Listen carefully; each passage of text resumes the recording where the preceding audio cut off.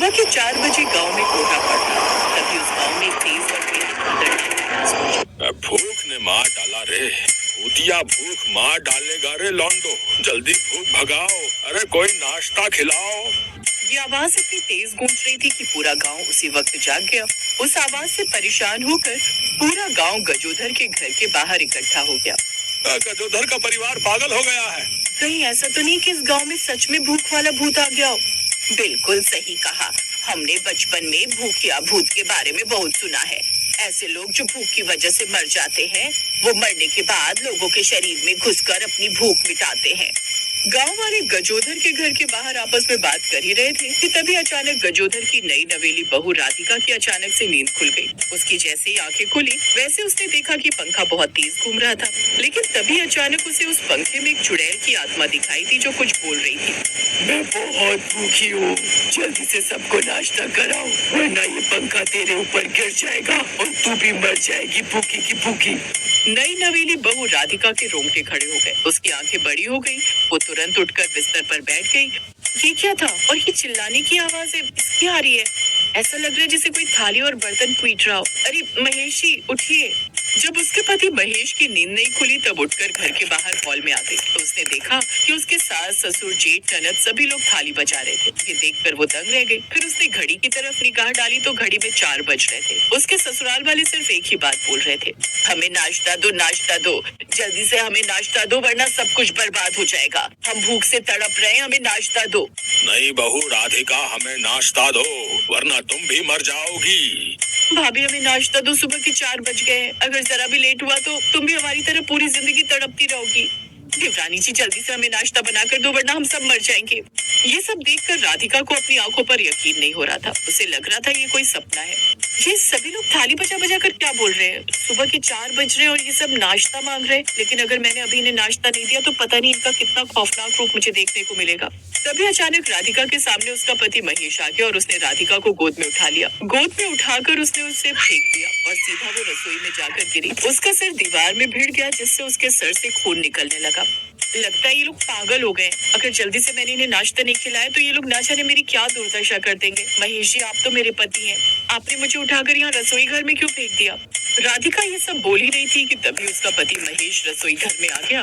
महेश जी आपकी आंखें इतनी लाल कैसे हैं? आपको देखकर तो मुझे डर लग रहा है। आपके घर वाले कैसी कैसी हरकतें कर रहे हैं। घर वालों को तो छोड़िए, आपने मुझे उठाकर किचन में फेंक दिया। राधिका, सुबह के 4 बजे हम सभी को इतनी ज्यादा भूख लगती है कि हम भूख से पागल हो जाते हैं। अगर 10 मिनट के अंदर तुम हम सभी के लिए बढ़िया नाश्ता लेकर नहीं आई तो तुम नहीं जानती कि तुम्हारे साथ क्या हो सकता है। तुम्हारे मायके वाले भी तुम्हारी कुछ मदद नहीं कर पाएंगे। और हाँ, इतनी ठंड हो रही है, इस ठंड के मौसम में हमें गर्मा गर्म पकवान बना कर लाना, जैसे गर्मा गर्म पकौड़ी, गरम गरम समोसे, गरम चाय, गरम पिज्जा, गरम बर्गर वगैरह। ये सब हमें चाहिए, तभी हमें शांति मिलेगी।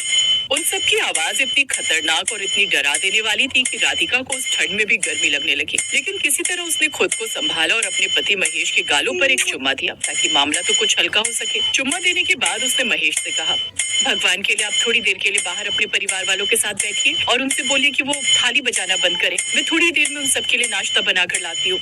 राधिका के मुंह से इतना सुनकर महेश इतना ज्यादा खुश हो गया, फिर वो बिना कुछ बोले सीधा बाहर हॉल में आ गया। आप सभी लोग थाली बजाना बंद कर दीजिए और जोर जोर से चिल्लाना भी बंद कर दीजिए, क्योंकि मैं आप सभी लोगों के लिए खुशखबरी लेकर आया हूँ। इस घर की बहू राधिका सबके लिए इतने स्वादिष्ट पकवान बनाकर लाने वाली है जिसे खाकर हम सबकी भूख शांत हो जाएगी।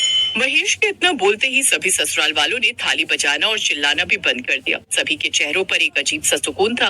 वहीं दूसरी तरफ राधिका डरते डरते सभी के लिए नाश्ता बनाने लगी। उसे इस बात का भी डर था कि नाश्ता कितनी जल्दी बन जाए, क्योंकि 4 बजे का समय बहुत खतरनाक होता था पूरे गांव में।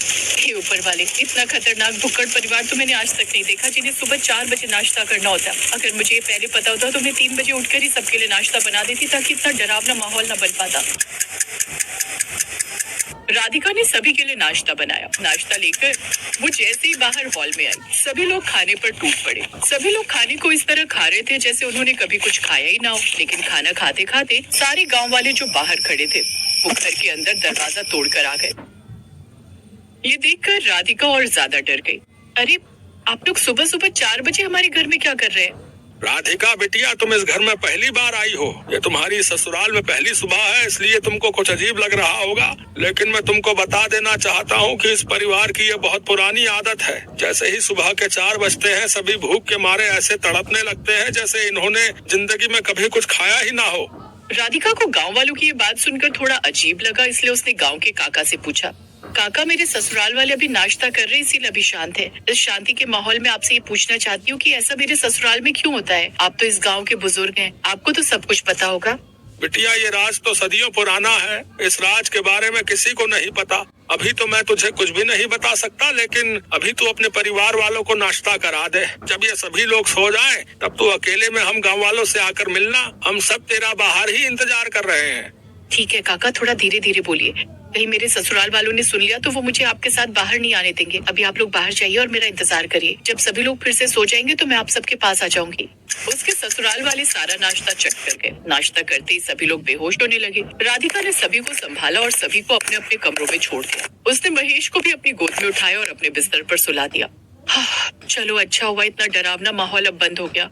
ये तो मेरा पहला दिन था इस ससुराल में, इसलिए मैंने संभाल लिया। लेकिन गांव के काका कह रहे हैं कि ये हर रोज का काम है। अगर ऐसे ही मुझे हर रोज सुबह 4 बजे झेलना पड़ा, तब तो मैं इस घर में ज्यादा दिन रह ही नहीं सकती। मुझे अभी जाकर गांव वालों से मिलना ही होगा, तभी 4 बजे के नाश्ते का पर्दाफाश हो पाएगा। अपने ससुराल वालों को सुलाकर राधिका तुरंत अपने घर के बाहर आ गई। तब गाँव के काका ने उसे बताया, बिटिया, तुम्हारा परिवार कोई साधारण परिवार नहीं है। बहुत सालों पहले इस गांव में भुखमरी का आलम पड़ गया था। सभी फसलें बर्बाद हो गई थी। कई सालों तक तो यहाँ बारिश ही नहीं हुई। इस गांव को छोड़कर उस वक्त सभी लोग बाहर चले गए, लेकिन इस गांव में एक परिवार ऐसा था जो बहुत गरीब था, जो इस गांव के बाहर कभी नहीं जा सका। वो भूख से तड़प तड़प कर सुबह 4 बजे ही ये दुनिया छोड़कर चला गया, लेकिन उसकी आत्माएं अभी तक यहाँ पर भटक रही हैं। तुम अभी मेरे साथ एक योग पुरुष बाबा के पास चलो, वो तुम्हें इसका हल बताएंगे। हमें भी तुम्हारे परिवार से छुटकारा चाहिए, क्योंकि सुबह 4 बजते ही ये लोग थालियां बजाने लगते हैं, भूख के मारे चिल्लाने लगते हैं। हमें भी इससे छुटकारा चाहिए। तुम उस घर की बहू हो, तो वो तुम्हें ही इसका उपाय बता सकते हैं। काका, ये मेरी पहली सुबह थी और मैं अभी इतना ये सब देखकर घबरा गई हूँ। मैं अगली सुबह ऐसी बर्दाश्त नहीं कर सकती। मुझे आप सभी लोग अभी उन बाबा के पास लेकर चलिए। जो भी उपाय होगा मैं करूंगी, लेकिन अपने परिवार वालों को मैं बचा कर रहूंगी उन 4 बजे वाली भुक्खड़ आत्माओं से। काका राधिका और गाँव वालों को लेकर उन योग पुरुष के पास गए। बिटिया, जिस घर में तुम रहती हो, उसी घर में वही पुरानी आत्माएं अभी भी वास करती हैं, जो भूख की वजह से सुबह 4 बजे मर गई थीं। उनके मरने के कई वर्षों बाद तुम्हारे ससुराल वालों ने ये जमीन खरीदी थी, इसलिए वो सभी आत्माएं सुबह 4 बजते ही उनके ऊपर सवार हो जाती हैं और भूख की वजह से तड़पने लगती हैं। हमें तुम्हारे घर में इसी वक्त बहुत बड़ा हवन करना होगा। इस दौरान उन्हें ढेर सारा नाश्ता करना होगा, तब उन आत्माओं को शांति मिलेगी और वो तुम्हारे घर को छोड़कर हमेशा के लिए चली जाएंगी। बाबा जी, मैं अपने ससुराल वालों के लिए ये करने के लिए तैयार हूँ, भले इसमें मेरी जान ही क्यों न चली जाए। आप मेरे साथ अभी मेरे घर चलिए, मैं उन सब के लिए ढेर सारा नाश्ता बनाती हूँ, तब तक आप हवन की तैयारी कर लेना। उसके बाद बाबा ने राधिका के ससुराल में एक बहुत बड़ा यज्ञ किया। राधिका ने सभी को ढेर सारा नाश्ता कराया और अंत में एक तेज रोशनी के साथ सभी आत्माएं आजाद हो गई। उस दिन के बाद हर सुबह 4 बजे थाली बजाकर नाश्ता मांगना बंद हो गया।